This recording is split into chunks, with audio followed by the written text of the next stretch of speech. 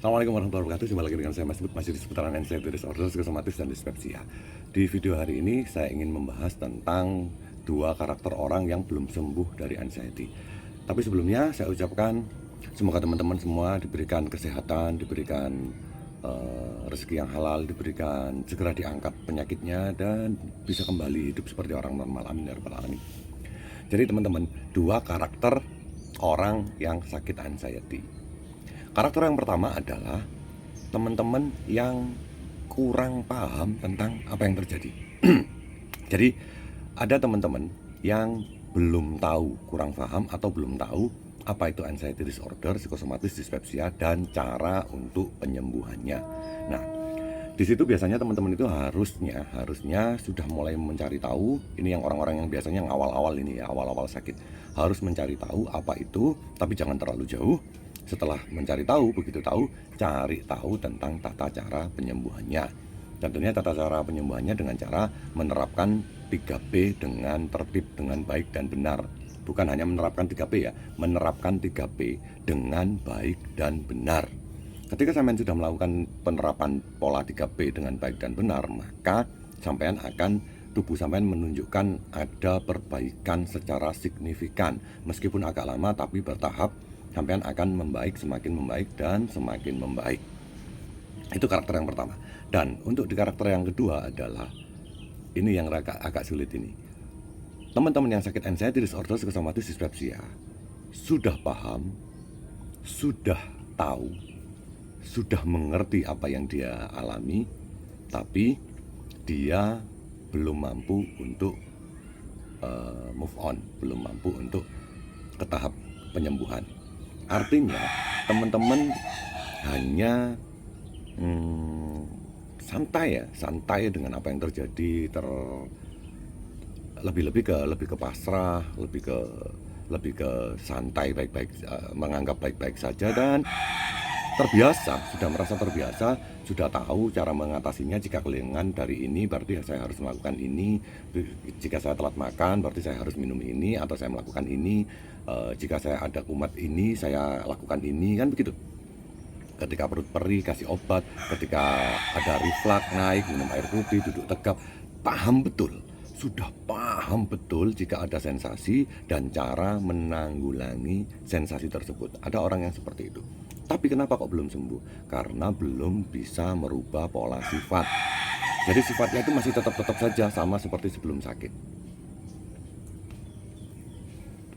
Sedangkan kita yang sakit anxiety disorder, psikosomatis, dispepsia, jika mau sembuh dari semuanya ini, kita harus merubah pola sikap. Yang semula kita perfeksionis, kita tidak boleh perfeksionis. Ada kurang-kurangnya sedikit tentang apa yang kita lakukan, itu sudah wajar. Ada kurang-kurangnya sedikit tentang hasil dari pencapaian suatu pekerjaan yang kita lakukan, itu juga sudah wajar. Ketika ada yang tidak sesuai, itu sudah wajar. Terus menurunkan ego. Kita ini manusia tidak yang paling terpenting, semuanya penting, setara semua di mata Allah. Jadi manusia itu sama semua.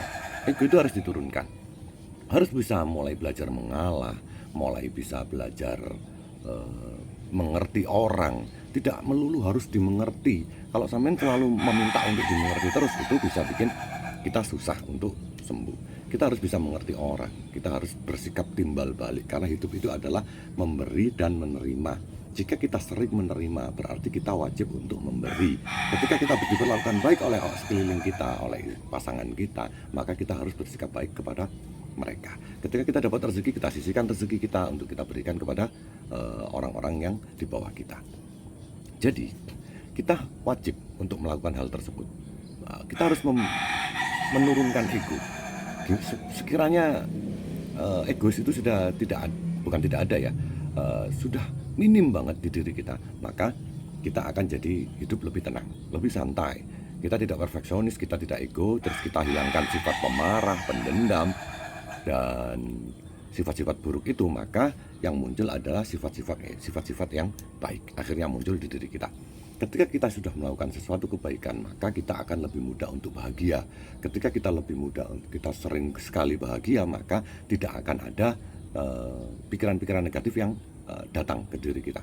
Makanya kita harus selalu bahagia. Upayakan kita harus tersenyum setiap melihat orang. Ketika kita papasan naik kendaraan, terus hampir tabrakan dengan orang, kita senyum. Itu jauh lebih menguntungkan ya, daripada kita mau tabrakan terus kita merengut, kita marah, melontarkan kata-kata kotor, dia juga melontarkan kata-kata kotor, terus akhirnya berimbas kita sampai pulang kita jadi nggak nyaman sampai di rumah. Nah, itu yang terjadi biasanya di teman-teman itu. Saya dulu seperti itu juga. Jadi makanya saya rubah. Saya selalu senyum dari awal berangkat, saya kemanapun saya senyum.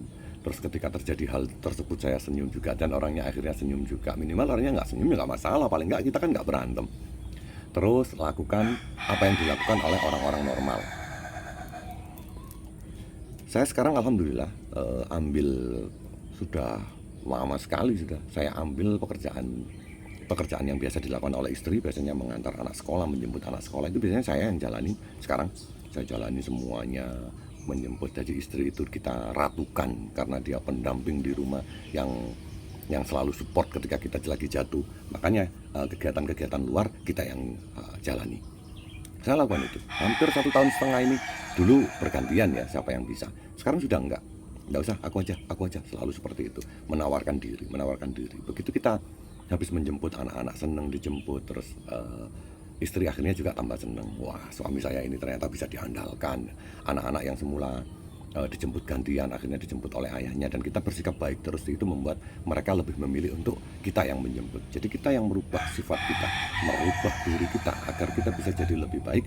Maka sekeliling ini akan mengikuti perubahan kebaikan kita. Jadi kita akan lebih mudah, jalan kita ke arah kesembuhan itu akan semakin mudah, semakin lancar, dan semakin cepat. Jadi itulah video hari ini tentang 2 tipe orang sakit anxiety. Satu belum tahu, kurang paham. Yang satu lagi sudah paham tapi tidak melakukan apa-apa. Jadi sampai ada di fase yang mana, saya harap kedua-duanya mau melakukan metode yang baik dan benar. Ketika sudah selesai dengan 3P-nya, baru berubah tentang sifatnya. Sifatnya harus diperbaiki, maka kesembuhan itu akan semakin dekat. Terima kasih sudah melihat video saya. Wassalamualaikum warahmatullahi wabarakatuh.